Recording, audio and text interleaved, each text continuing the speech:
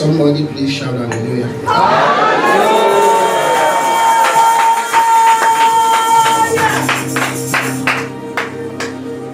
I know you are a set of very good people, and the last thing you want to do is to upset your neighbors, because if you make too much noise they will call the police. But you already have me here. Now can you shout a better hallelujah than that?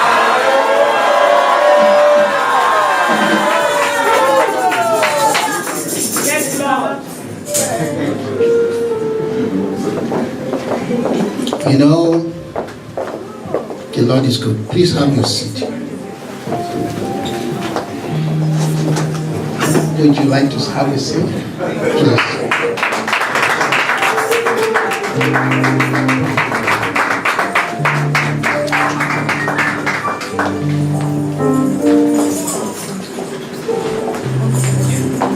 I just read that my good friend Babarinde giving a testimony.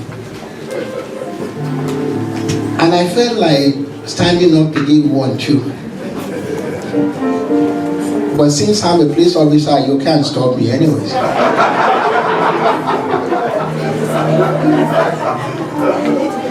See, when the Lord is good to you, it is time to shout it. My wife and I just came back from Nigeria. I will tell you though, Nigeria, that I was forced to go by my wife. She knows my life is Florida. But she said, no, we're going to Nigeria. But you see, the thing is that when you've been with somebody for 45 years, and she's been putting up with me for 45 years now, how can I say no? But the testimony was that before we left, Daddy Gio was here. And I sat in the hotel with him and he says, you know, every time you come to Nigeria, you never come to the camp to see us. And I said, Daddy, you know how busy you are? How do I even? He says, well, when are you coming? I says, well, we're coming in December. He says, okay, well, look, I tell you what. The time you're coming is the Holy Ghost time. Yes, you're right, I will be very busy. But then he turned to his wife and he says, you're not going anywhere with me. You're going to be home. So that when he comes, at least one of us will be there. Now, that's not the testimony. His testimony is that when I got to Nigeria, I text Mommy Gio. Okay, we are in Nigeria now. I don't have a phone, but my in-law has a phone. Here is the phone number. That was on a Saturday. 6:30 Sunday morning. My in-law came into our room. And his statement was, there's some lady on the phone who claims to be Mrs. Adeboye. Do you want to talk to him? I said, yeah, sure. So I picked up the phone. Hi, Mom, how you doing? She said, well, how was your flight? Excellent. She said, you going to come down? I said, yeah, when do you want to come down? No, when do you want us to come down? She said, why don't you come on Tuesday? That's fine. So I said, look, I'm going to give the phone back to my in-law and he will get the directions. She said, okay.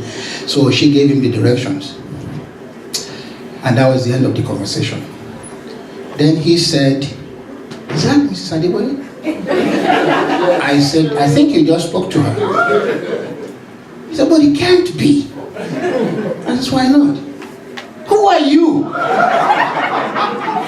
To me. What do you mean, who am I? Why would Mrs. Adeboye call here? For you? And that's the way he was witnessing. Well, you were driving us there, right? He says, yeah, well, then you'll find out.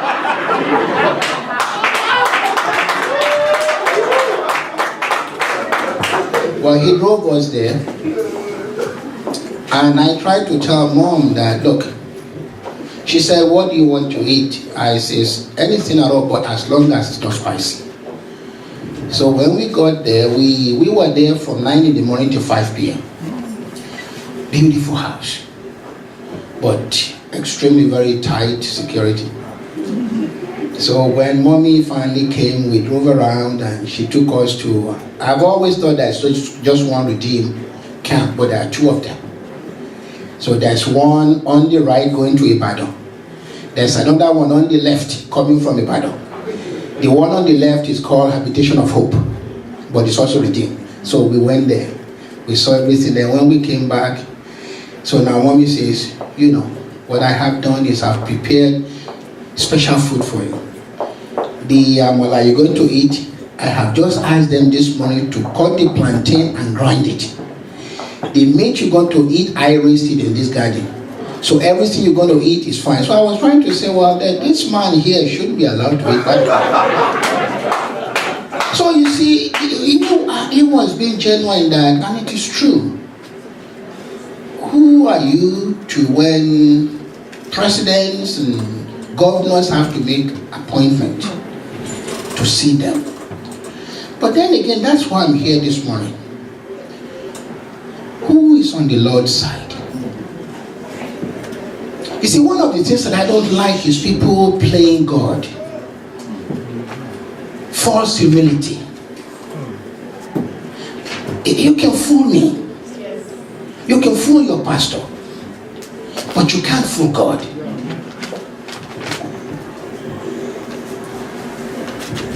Daddy gave some prophecy for 2014. 3 of them are international.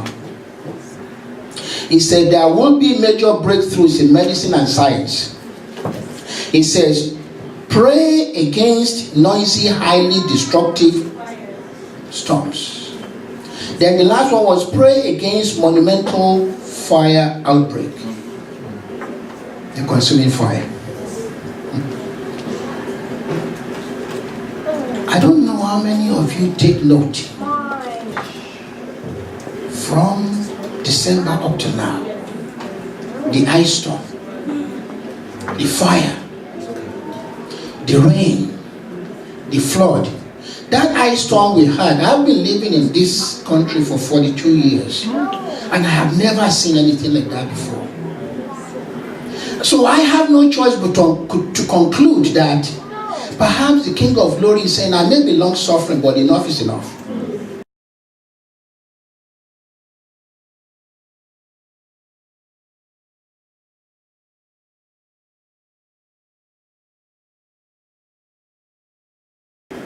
First Peter 4:17. For the time is come. That is, you see, that is what is bothering me. I'm sorry. I'm not here to preach to you. I just want every one of us to reason together. Because I'm assuming that here in this house is where everything is okay. Here in this house is where Holy Spirit lives. Regardless of what happened out there, here we have nothing to worry about. Because we say we are born again. Yes, you can be born again, but born again to what?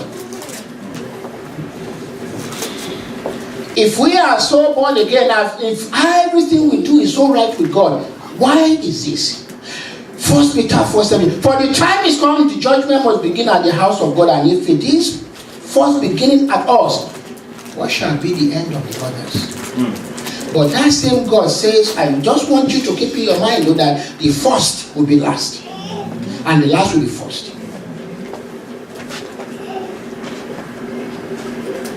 But how do we go from you are a first generation? Look up, I believe that's in 1 Peter 2:9. But each of us, every one of you here, God, I didn't say it. God said it, and He's never wrong. That I can tell you. He says, every one of you here, you are a chosen generation, a royal priesthood, a holy nation, His own special people. That's who you are. Is that not what He said? Well, my problem is, how did we go from being holy nation to now God saying, not everyone who calls me Lord, Lord will come into my kingdom? God's heart is broken.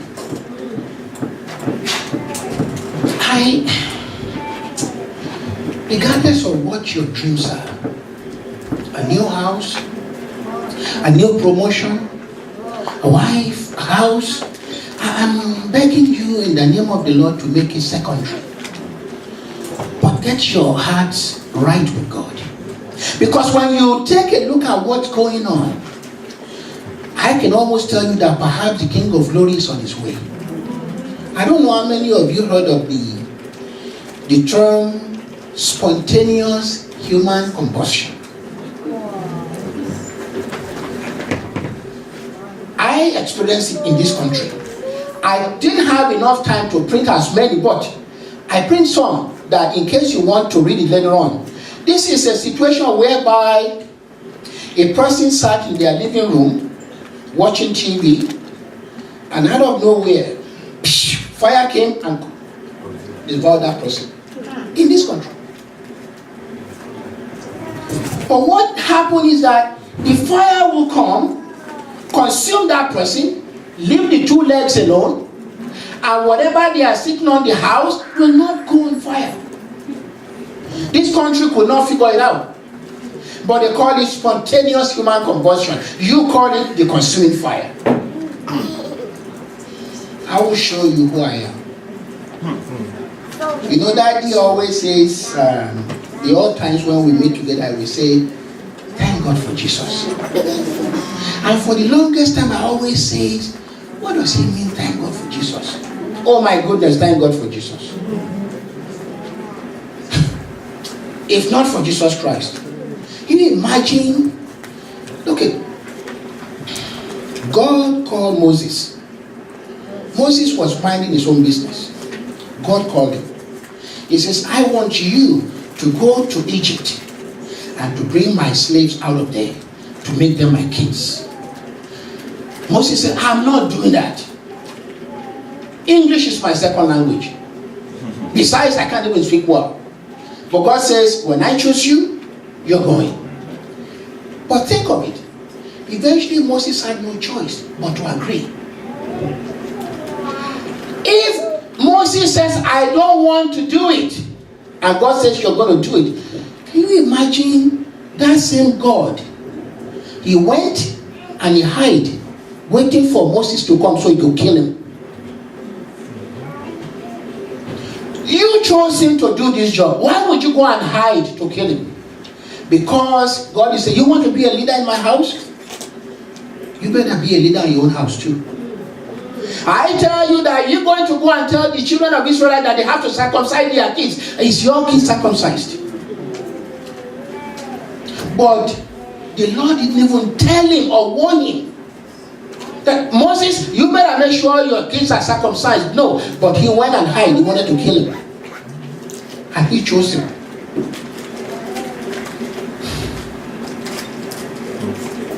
You want to serve him?